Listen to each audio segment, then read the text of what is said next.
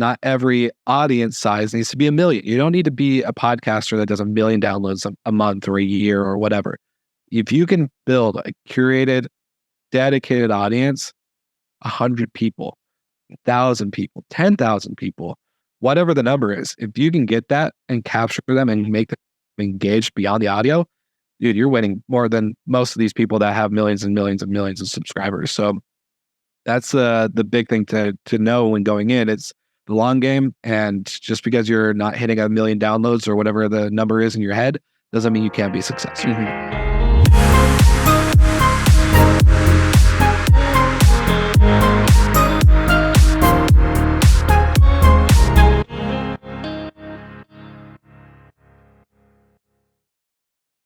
Hello. Welcome to the Real Estate Law Podcast. Jason Muth here with Straightforward Short-Term Rentals. Rory Gill, our tech support guy and real estate broker and attorney. Rory, of course, with this episode, this is when my microphone doesn't work, right? We got Wil Slickers on from the network. We just joined hospitality.fm, put on a good suit. Of course, I have my nice t-shirt on, and I'm on my AirPods. Like, what the heck? So we're just demonstrating what it takes to be a professional podcast as part of a professional network. When we're interviewing Wil, does that make Wil our boss now, Jason? I think so. I think Wil's in charge, right? He's nodding no. I don't believe in bosses. We're not in that relationship. We're Batman and Batman fighting together. There's no Batman and Robin. No, none of that. We're just Batman and Batman. Let's go. Wil Slickers is here, the one and only incomparable Wil. I mean. He's been on the main stage at many, many conferences, and he's got this great podcast network, hospitality.fm. He is a short-term rentals operator himself. When we were planning this, you're like, oh, I'm not much of a real estate guy, so I don't really know what I could add there. And I'm like, what? Wait a second. I see you at real estate conferences. You co-host properties. You are a real estate guy, Wil. I always look at the real estate guys as the people that are putting the cash down, they're buying, they're going through all the banking, the lending, the everything, and I'm just the guy that helps make sure the housekeeping shows up on time and the guests get checked in. Oh my God, that's not just that. Nobody is ever just a just, right? Yeah, but no, the real estate guys have no money. They have net worth, they have no cash, right? They keep moving their money around. That's what they do. That's what we do. Maybe I don't want to go into that. So we're really grateful to have Wil on the podcast today. I want to talk about hospitality.fm. Which is your baby, and you do such an amazing job with it. It's such a great curated list of podcasts, and the company itself is growing, so you'll have to kind of get into that for a little bit. Rory, I want to talk with Wil about just podcasting in general too, and brand building with it, because how often do we get asked about podcasting these days? No, it's funny. I mean, part of doing the podcast is to generate more questions coming to us about real estate and about investing. But it seems to generate a lot of curiosity about podcasting, what that entails, how it works, and how you monetize it. Yeah, I think that's the golden question right there. And some people think they have the answer. Some people do a fantastic job with it, but we can't all be Joe Rogan. But Wil Slickers, you're kind of next in line, right? With that title. And you're the one that has all the riches and all the answers. So welcome to the Real Estate Law Podcast. I'm pumped to be here. Thank you guys for having me. I do love your guys' podcasts. Once you and I got to connect, Jason, a little bit, I did more backlogging of some past episodes, and you guys just have great banter. I love the just back and forth. You guys do bring a lot of good knowledge. So I have learned some stuff, even though I'm not a real estate guy, as I say, but I'm excited to be here and geek out with you guys. So thanks for taking the time and having me on. Oh no, thank you for taking us up on the invite. I'm like, Wil, you got to get on. He's like, I don't know what I could add. I'm like, we could talk for a long time. I mean, you could probably banter on stage for 3 hours straight, right, and not really have cue cards or anything. I've seen you on stage. I've been to conferences. We were just at a STR Wealth conference back in February in Nashville, and suddenly you're on stage with Julie George. How do things like that happen? Lots and lots of years of networking, relationship building, but then also I feel like I was lucky enough to be in that early days crowd during COVID that got onto Clubhouse really soon before everybody else did. And then, Bill Faith, Mike Sjogren, Julie, and a few of us were kind of the only operators or industry folk on Clubhouse, and then it was like 2, maybe 3, 4 weeks later where everyone started getting on, and then it was just like this flood, and we all built a community through there, and then got to have the opportunity to work with Bill on his podcast and Mike and theirs, and then they were like, hey, we did this conference last year, obviously you attended, and then they approached me and said, we were on stage a lot and we didn't get a lot of time to interact with everyone who was attending, whether they're friends or they're new or they're listeners or they just discovered it through, a Facebook group or whatever. And we want more time to do that. So do you want to co-host with Julie? And I was like, with Julie? Yeah. Anytime, any day. I don't care. I'll pay to be there. So we had a really good conversation with it and had a lot of fun. So hopefully we'll come back, next year. Yeah, if the reviews were good. I don't remember getting a survey afterwards. So, the reviews definitely are good, right? There's no way to prove they weren't. The automatic 5-star. So Clubhouse, that's interesting that's how you all came together. And I think I did hear Mike talking about Clubhouse as well, Mike Sodrin. Rory, remember Clubhouse, like back when we were kind of kicking around there as well a little bit? Those were a fun couple of weeks. They really were. Are you still on there, Will?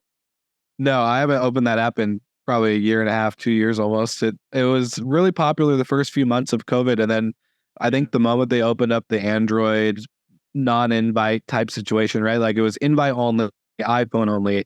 Not that I had anything to do with it, but it was way more intimate, right? And then so you could be in a room full of people that just were dropping knowledge bombs after knowledge bombs. And then eventually, the floodgates open and then you're sitting there listening to a room about real estate or short-term rentals or hospitality. And you got 20,000 people saying, hi, my name's so-and-so. I'm done speaking. Oh, to rephrase for all those who rejoined the room, hey, this is what we're talking about. Like resetting the room. I hated that. Oh my gosh. So anyways, once all that stuff started happening, I was immediately tuned out. Yeah. But you were on there and you found the tribe. Like that was the key. That was the big win. Yeah, that was a great win, especially none of us had anything to do. And to give some backstory too, I just quit my hotel management job to go podcast full time. And then COVID hit. So I was maybe 3 months in this full-time gig and had literally lost every guest, every sponsor, and then was just, I got activated for the National Guard, which is a whole other long story. But I basically had to restart. And that was kind of my ability to, I think once we had once we had Clubhouse, that opened up the community aspect a lot more than Zoom and all this other stuff.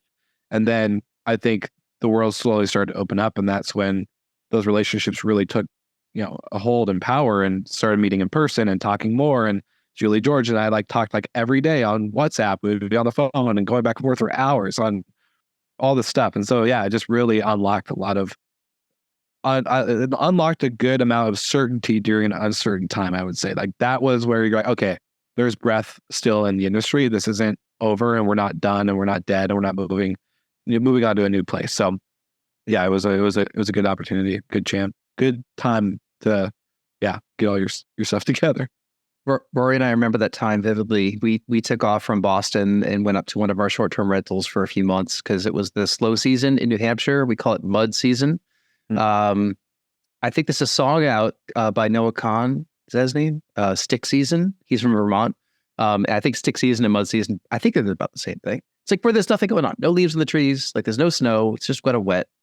No one's renting your places, which is fine. But we went up there because we thought they were going to close Boston down. We're out of here. Like, let's get out of our condo in the city. Let's go up to the place. We were there for a couple months, did a bunch of projects.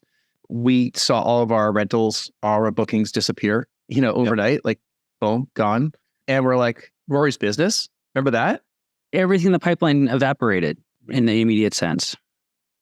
But, I've used the same analogy where when lightning strikes a tree and, burns down part of a forest, more trees grow out of the ground.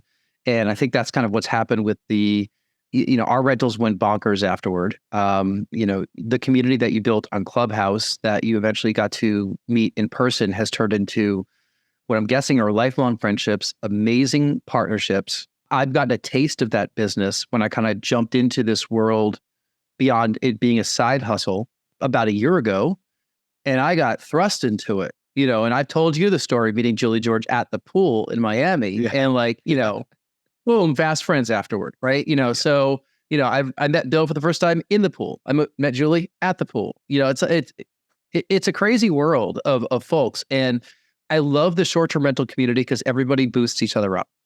No one's looking to edge out other people from opportunities. They just want each other to be successful because we all can. And you've probably gathered that also in your business. I mean, you, as not a real estate guy, you're co-hosting how many properties?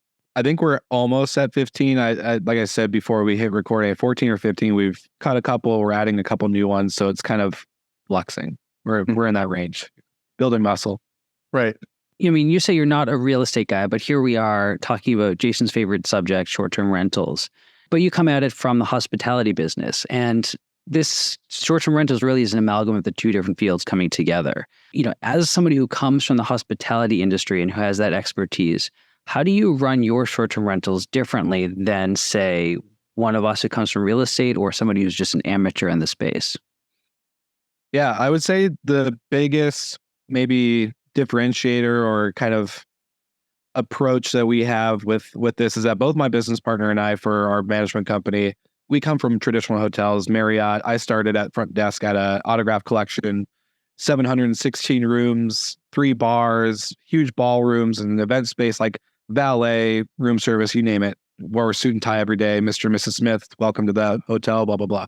Loved it. That's where I fell in love with it. And with short-term rentals, when we got exposed to it, it was kind of that perfect timing. It was 2017 when I kind of started dabbling. 2018 when I realized, okay, this is like 100% a legit way to scale a hospitality business without having the money to go put down to buy a hotel or to go do that type of project, which is something I've always wanted to do. So getting exposed to short-term rentals, Airbnb, was great because our approach has been 100% in the sense of every home is a hotel. We standardize everything from the linen, the amenities, the soap, shampoos, kitchen amenities, you name it. We make sure that every home, if it has a pool, they all have a certain standard of, tables and chairs and floaties and toys and all the other stuff. If we have a kitchen, they're fully stocked. And when we say fully stocked, not like 4 forks, 4 spoons, 4 knives, 4 plates, 4 cups, like legit fully stocked with anything and everything you could want. We have waffle makers, what are those things? I don't use them, but air fryers, the whole thing, Nespresso machines, you name it. We want to make sure that all of our guests have a consistent stay, no matter how different the home is. If they stay with us in Florida, Pennsylvania, or Washington, which is where all our properties are. So that's kind of our hope and dream, is that we build a brand, we build consistency, and then yet we also have the ability to add hospitality with being a remote managed company rather than just focusing on the numbers. So definitely a little bit of different approach, but still very hospitality focused. So, with the hospitality focus, how does that shape your communications with the guests? Because I think that's a part that often goes unsaid. Like, how do you communicate with the guests that might be in a different way than somebody who is a lawyer or real estate agent asking for a friend who might be a little bit drier in their approach? Great question. My training through Marriott in the early days was around, saying the guest name 3 times, making sure that they're repeat guests, welcoming them back. If they're a Bonvoy member, saying thank you for being a member and we value that relationship, X, Y, and Z. So taking that, my approach when we create our messaging templates, we don't do a lot of manual messaging anymore because we've gotten pretty refined into expecting what the guests are going to ask when it comes to the pool, the check-in. We get asked every day now, can I check in early? Can I check in? Can I have a late checkout? Yep, $50. Here's the link. Boom, boom, boom. But anyways, when we build these templates, we very much approached it with a personal approach where it's not, here's bullet points. Like, yeah, we do have some bullet points. Like, here's your guidebook. Here's your, blah, blah, blah. You'll get this 24 hours before. But we add like emojis and customizations and things that people are already used to seeing with like text messages with friends, because we want them to feel that we aren't just like this serious brand who's here to provide hospitality and get you checked in and checked out. Like, no, we want you to have fun. We want you to have your vacation. A lot of our homes are in Florida. So of course, Disney World and all that stuff is a big part of it. People asking for tickets and the best places to go for food. So we just tried as much as possible to make it human focused rather than template. Here's your information. Don't contact me if you have any questions. Like we want to just be as open as possible, let the conversation come in as needed, but really just give them everything they need to feel comfortable and safe with our homes. How'd you pick these markets? First owners or investors that we started working with basically picked them for us because our first property was my parents. Like Natalie Palmer, her and I have a very similar story. Parents kind of like had this long-term rental, didn't know what to do with it because it wasn't making them good money. Heard about Airbnb, asked us to do it. We did it, and here we are. But basically worked with my parents. We signed up for Vintory, and Vintory is a email and a owner marketing platform where we can gain more ownership contracts or management contracts. And we got a couple properties within Washington State that really helped us kind of show proof of concept beyond my parents' place, because some of the owners like, oh, you're a new company. We don't really know you. Can we get a reference that's not your parents? And I was like, yeah, let us get some more clients and then we'll give you a reference. So we did. And then a couple of those owners bought a property in Florida. And then once they bought property in Florida, their friends wanted to buy in Florida. So then they recommended us to their friends, and then their friends bought in Pennsylvania. And then we have one person who was a guest on the podcast on my show who called me up like 3 years later and was like, hey, we have this property in Britannia, Canada, near Vancouver, BC. Do you want to take it? I don't want it anymore. And I was like, why do you not want it? Because it looks great.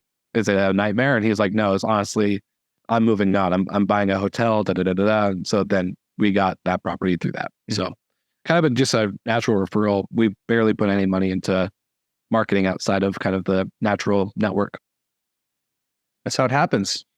That's how it builds up.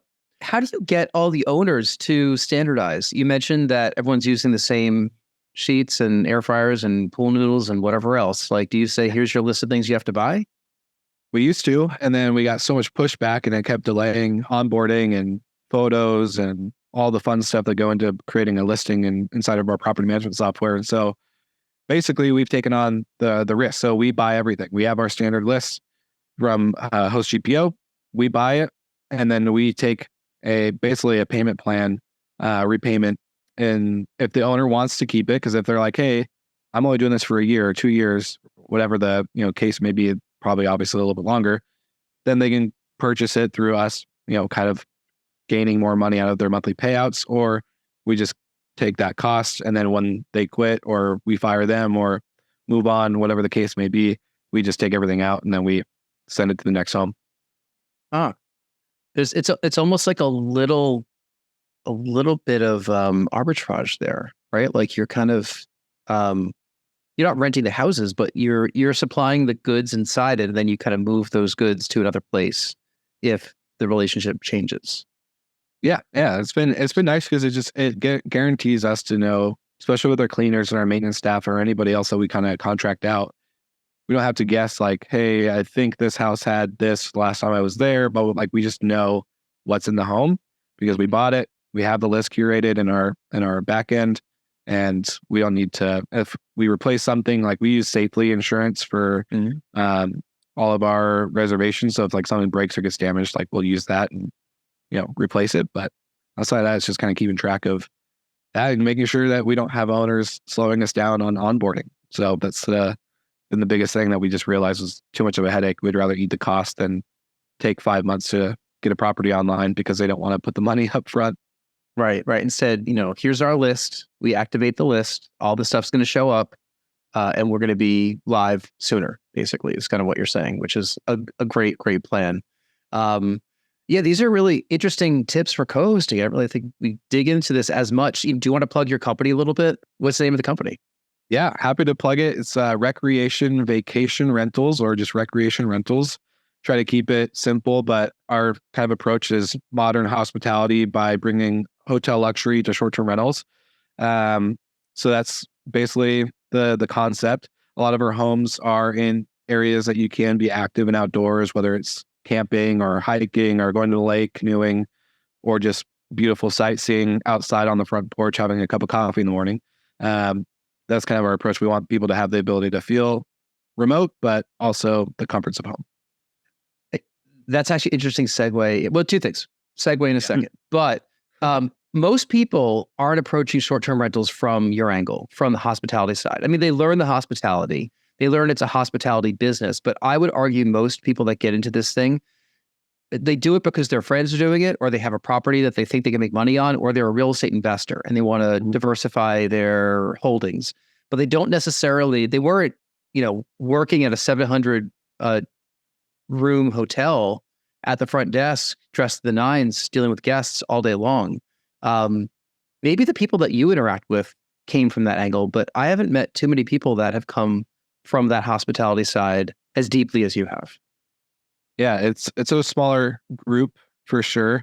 I kind of felt a little out of place. I'll admit, getting to meet the Mike Sjogrens and getting to meet the Bill Face and the Julie Georges of the world, because it was like, oh wow, like you guys have figured it out the hospitality side later. Obviously, I think a lot of them knew like we need 5-star reviews, we need blah blah blah in order to be successful. But the experience and the approach that I think hospitality experience, or like working with Marriott and independent brands through that, it gives such a different, I think, perspective when it comes to people, because at the end of the day, this is a people business. Like it's a mix. Short-term rentals is a perfect marriage, as Rory, I think you said this, a perfect marriage of hospitality and real estate joining together.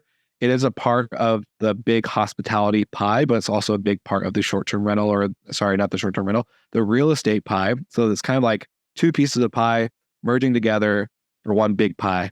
But anyways, yeah, it's, I don't know. There's just not been a lot of people that I've met that have had traditional hotel experience prior to joining this segment of the industry. Right. And you cover a lot of these things on, one of your podcasts, Good Morning Hospitality. I heard you talking recently, I think it was probably the most recent episode, about Amex getting involved in this game, right? Where you have these massive multi-billion-dollar companies that see an opportunity to connect their audience with short-term rentals. I only think it's going to grow. It's going to grow competition, but it's going to grow the category as well. 100%. So the other segue I wanted to make was to some of the podcasts that are on hospitality.fm. First, tell us about the network. What is hospitality.fm? Yeah. If you want to hear the story on how it all started, I can give you the short version that won't hopefully bore anybody listening. But as I said earlier, quit my hotel job to go podcast full time. COVID hit. I was like, what the hell am I going to do? Went into the National Guard. The National Guard called me up, said, hey, you're activated. You're going to go test all these people for COVID. And I was on orders for 7 months. Probably 3 months in, business in the podcast took up again. And immediately I was drowning in podcast requests and knew that things were going to be fine. So after I got off orders, I decided not to re-enlist. I could have had the opportunity to go in a higher ranking into other stuff, but I wanted to make sure that I gave my full commitment to the business. And in 2021, I went to San Antonio, VRMA, and it was, for those who don't know, VRMA is a Vacation Rental Management Association. And it's a little bit of an old school organization, in my opinion, but at the end of the day, a lot of the bigger players, they roam the halls of that organization very much. And so for me, I was there, one, meeting everyone that I've got to meet on Clubhouse, on LinkedIn. I was just so excited to meet people in person again. And I remember the first day, I basically sat down, I had ordered a pizza. I was starving. I was like, okay, I need to eat before I talk to anybody. But then it's in the hotel lobby of the bar. So everyone that's checked in for the conference is now there. And I basically got approached by a line of podcasters and then a line of sponsors. And the podcasters were asking the same questions that you guys probably get asked. How do you monetize? How do you grow? How do you do this? How do you do that? Blah, blah, blah. And then the sponsors were going, how do we give you money? We basically want to sponsor your show. And I was like, well, I'm booked. I was making, a good monthly amount. I maybe won't say the number on here, but we can talk about it later. But I was making, good four figure, higher 4 figures, maybe 5 figures. Yeah. Per month. And it was like, okay, this is obviously going to last, but I was turning down more revenue. So turning down more revenue and then having the same questions, making the amount of money that I was making, I was like, I can hire some people. We can merge these two groups together, get the sponsors on audience fits that are similar to mine or that they want. And then I can help these podcasters streamline their production, their editing, their sponsorship revenue goals, and like their media plan basically. And that was kind of the the start of Hospitality FM. We signed like 6 podcasts right then and there. 2 of them were mine, so doesn't really count. So 4 podcasts right then and there. And then immediately, the moment we launched, all 6 of us were monetized and kicking off. And it was a different time, obviously, 2021. I think tech companies had a lot more to spend due to the amount of funding that came into the industry. But long story short is that was kind of the light bulb moment, was at VRMA in 2021. Yeah. I picture you almost like in The Godfather, like you're just sitting there in this restaurant. You got all these people coming up to you, kissing the ring. One ring of sponsors, one ring of, how do I podcast? Yeah, that's basically what it felt. And it was weird because like literally both lines of people were at that table at the same time. So it was like, we want to give you money. How do we sponsor Slick Talk? How do we sponsor GMH? And then the line of podcasters like, how do we get that? Like, we want a line of people sitting down in front of us as we're trying to eat pizza to like give us money. And it was crazy. But, I think I got very lucky that, 2018, when I started my first podcast, I didn't expect it to go full time. I was just doing it out of boredom. I wanted to learn. I'm not good at school. So best way to learn was through conversation with me. And that was the only reason why I created it. I didn't expect anyone to listen. And I was like, I saw 5 listeners one day, like after the second episode went out or something like that. I was like, sweet. My mom, myself, and maybe 3 other people that I know on Facebook are listening. So yeah, it's been a crazy ride. Yeah. Allow me to ask a couple questions that we get a lot, and you probably got a lot at that particular table. Yeah. Starting with just like, why do people podcast? What's the point? It could be a lot of points. I don't think there's one kind of goal to answer to that. My point in 2018 was I was bored and I wanted to learn, and I wasn't getting mentorship at the hotel that I was working at. So my figuring was, hey, at least ask good questions that I'm curious about and not have to worry about people doing it. But how can I get these people that have been in the industry for 20 years to talk to me when I've only been in the industry for like 3, right? So I'll get a microphone and put it in front of their face and say, hey, let me ask you a couple questions, and put it out on the public, web. And that was my reasoning. I know a lot of people do it for growth of the brand. So whether it's personal or a business brand, I know people do it for community and the sake of, I want to find other people like me who are interested in these topics and conversations and, interesting and creative concepts. There's so many reasons to get into podcasting. It's a great medium. My personal opinion, I could be wrong, but I'm not open to hearing it because I'm pretty strong on my opinion. Just kidding. For anyone listening, I'm open to anything. But my opinion is that the power of audio is way stronger than the power of video. Now, this may sound controversial. All of our shows, or at least most of our shows, are also on YouTube and other streaming platforms. But I think the ability to hit someone when they have an earpod in their ear versus having to have them have a phone or a computer is a lot better. I've had literally a guest in 2019 on my podcast when it started taking off. I was getting ready to go full time. A hotel revenue manager emailed me and he said, hey, I love the podcast. I love this episode that you did with so-and-so. I listen every other day when I'm swimming laps in my pool. And I was confused at that line. I was like, you listen while swimming laps? And he's like, I have waterproof headphones, so it makes it a great activity to like do while I'm swimming. So that was just like, okay, I can't hit someone while they're swimming laps on YouTube if they can't swim laps and have their phone in front of them. So I think the power of audio, the medium of podcasting, is just so powerful and deep and very personal. When people have you in their ear pods or headphones or wherever for hours a week or however many hours a month, that's pretty intimate. If you don't, I don't know. I think it's pretty intimate. If I have someone speaking into my ear that long, I feel like I would kind of get to know them a little bit and feel comfortable with their voice, and that whole relationship builds there. So yeah, there's just so much that goes into it. So I know I'm rambling, but yeah, that's a good reason for podcasting. Coming from the radio background that I have, for a couple decades, podcasting is a natural segue for a lot of people in the audio space. Radio had been professed to be dead for many, many, many decades in the past. And it's this survivor. It just keeps surviving. Talk radio is what's really working. Sports radio, talk radio, leaning into conversations is something that you can't get by, putting on a Spotify playlist. And, some of the music stations and formats are kind of going away. And the talk formats are thriving a little bit more of late. And the radio industry is trying to figure out podcasting. They're still trying to figure out podcasting. When I left the radio industry, we were still trying to figure out podcasting. Because it sounds like a natural thing that radio people can do, right? But if you can't move your audience or monetize your audience, it doesn't work. Then it's just an expensive hobby.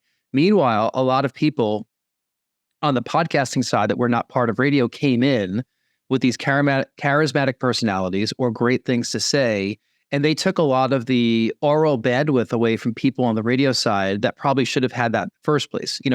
Radio was a bit of a gatekeeper. Like if you were on the air or not on the air, that was the dividing line. But podcasting is the ultimate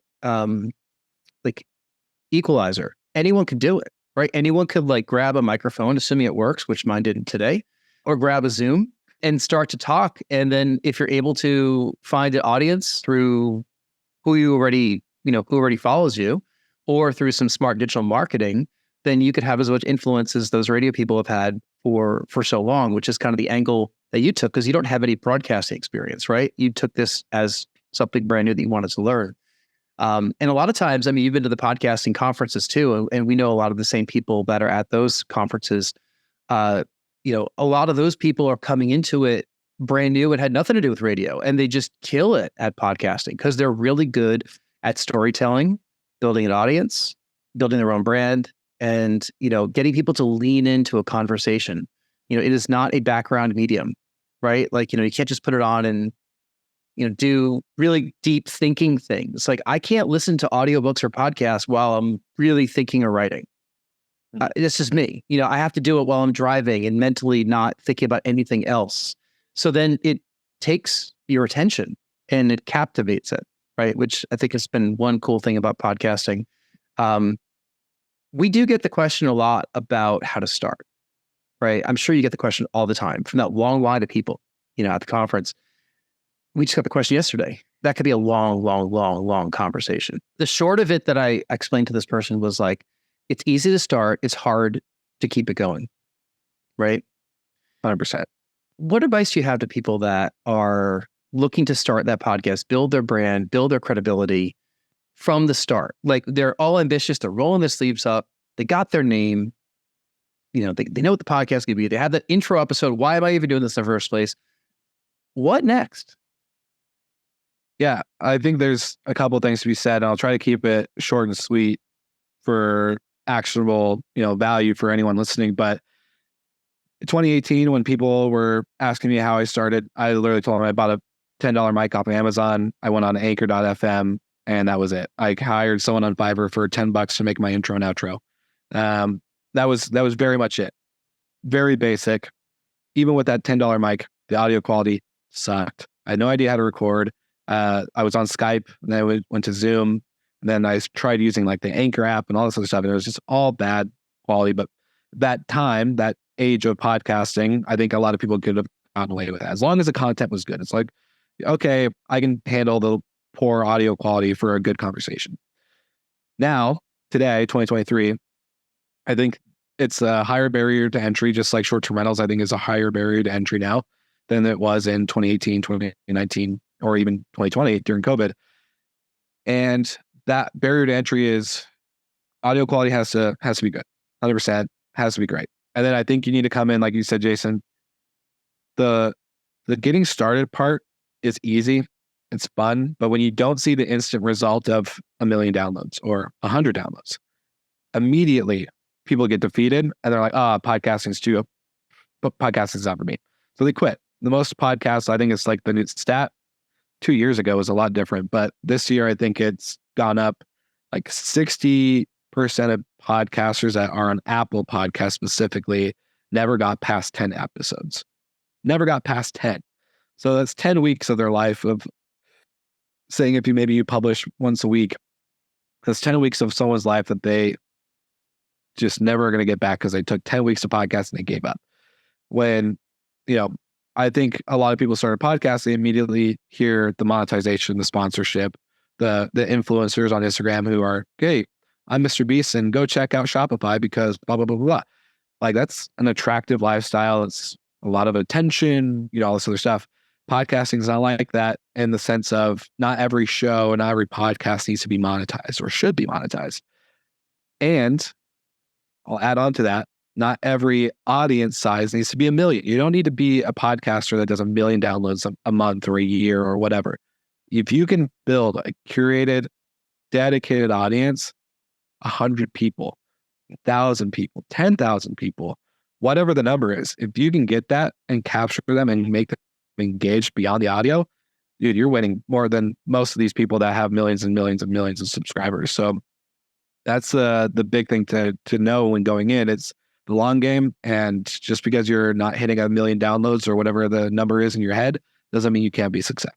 Because I got monetized prior to even thinking, I don't even think I was hitting 10,000 downloads a month. I was like 5,000, maybe 3,000. And I was almost making over 10 grand a month. So like you can really monetize differently as long as the audience is curated and specific. You don't need to be this Mr. Beast type creator, podcaster, or Joe Rogan to really, grow the money. So hopefully that makes a little bit of sense. As an aside, you're going to have to help us with that part because we are there and we're certainly not making what you were making there. I know that our numbers aren't the same, but that'll be that's what we're working on with hospitality.fm, right? All these great 100%. Yes. Do you know Alex DiFilippo? Is that his last name? He runs Podmatch. I had a happy hour podcast meetup thing with him here in Denver a couple months ago. Yeah. Great guy. I don't know him personally, but I follow a lot of what he does and I'm part of that community. He made a comment. I actually commented on one of his posts recently because he was talking about guesting on somebody's podcast that had just millions of downloads. He thought the phone was going to ring with just, opportunities. It didn't. And, he said that the podcasts that he goes on that have, smaller but curated, dedicated audiences turn into more business for him than those bigger ones. And my comment was, well, how many of those people are real, right? How many of those big numbers are just bots and bought, right? It happens all the time in this world. Yeah. But yeah, that's interesting about curated communities. And, I think Rory and I, this is, I think, going to be episode 120 that we've made it to, with a whole set scheduled for the rest of this year to record, which is great. We're dedicated to doing this once a week. I'd love to do it more if we could. But time is not, I wish I had more than 24 hours in a day.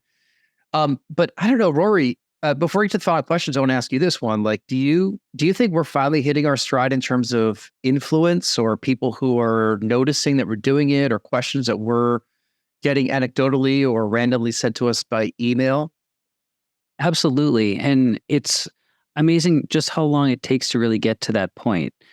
This is not a hobby that you can do and put out a dozen episodes and expect anything to change. It really does take that level of persistence. And for us, it's been years before we get recognized within the industry, not necessarily as the broker, not as the short-term rental operator, but as the podcasters. Oh, I heard your new episode. That was great. It takes a while to get to that point where that's the first thing you hear when you're out networking. Mm-hmm. I should have hit record when we were having this conversation with a past guest, Rory. But basically, I said, well, we've interviewed about 100 people in this podcast. We've done probably 20 episodes ourselves. And I always try to make the guest the star, right? I want the guest to feel comfortable, that we've welcomed them on the podcast, that they get to talk. When I do the transcript afterward, I always see that 60 or 65% of the conversation is the guest speaking. And of course, I'm 25% and Rory's 10. It's always like that because I'm the talker. And he says, I'm the talker, but he says the important stuff. By doing it I feel like I have 100 people I can call if I needed to. 100 conversations that I wouldn't have had if I didn't welcome them onto a podcast and then promote it afterward because we make sure that we put out lots of snippets and clips and things like that afterward. You've seen a bunch of them recently. You're going to be in a lot of them now once we get those going. And that is something that I look back at 120 episodes and hopefully we'll look back at 220 soon.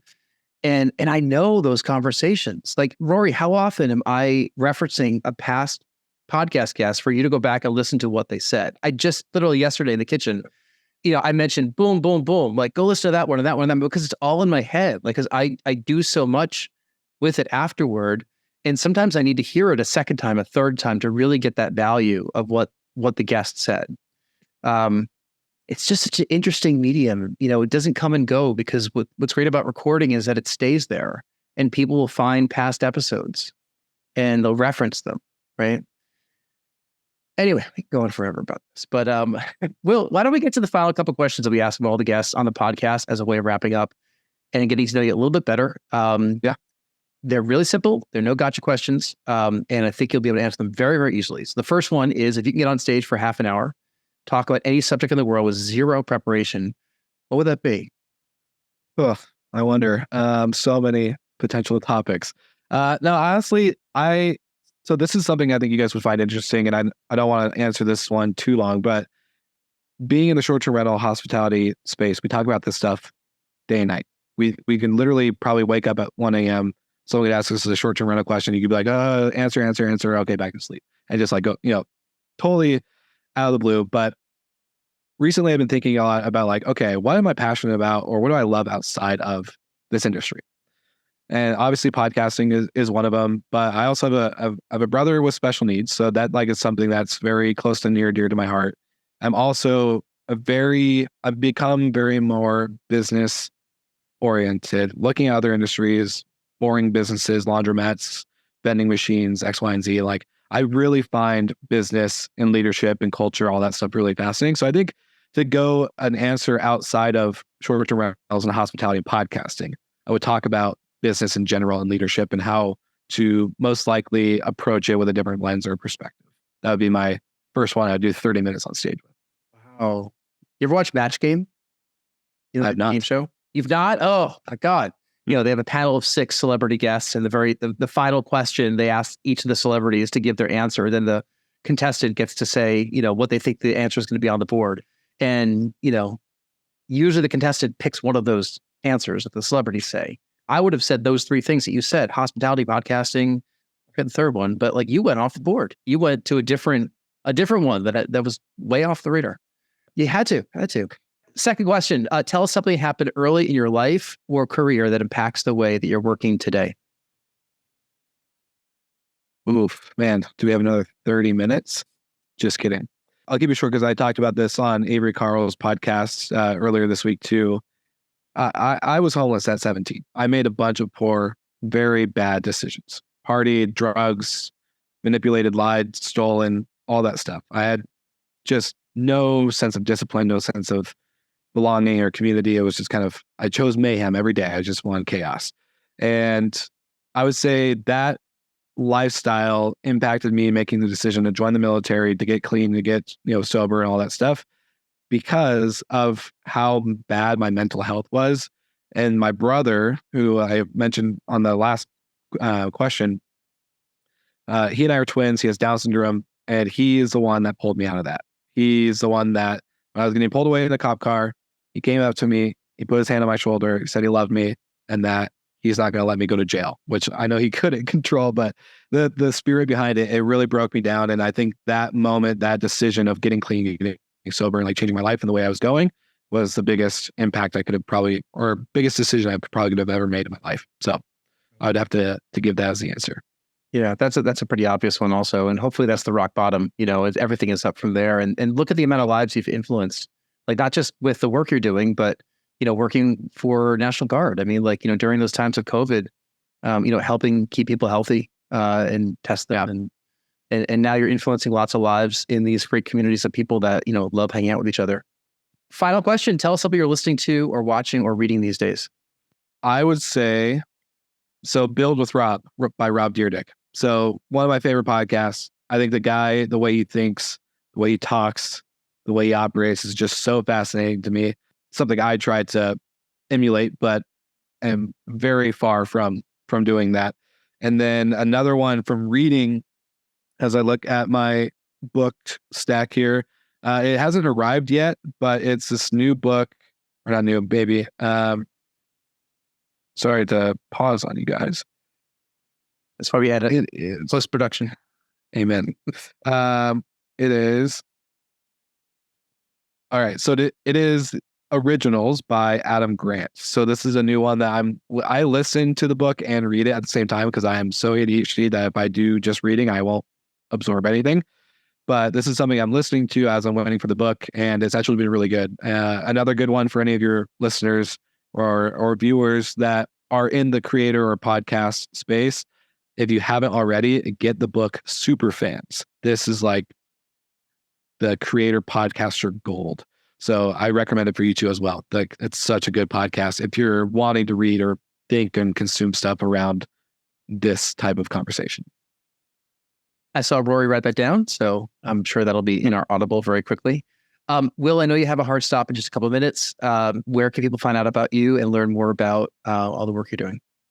Yeah, my favorite place is LinkedIn. So find me, Wil with one L, Slickers at LinkedIn, and then also hospitality.fm. You can find my podcast, your guys' podcasts, all the podcasts there. And if you don't get a hold of me through LinkedIn, the website there is really easy. So all the links will be in the show notes. We write good show notes. Rory, where can people get a hold of you? If you just go to rorygill.com, you can see all the different projects I'm working on and different ways that I can help you out.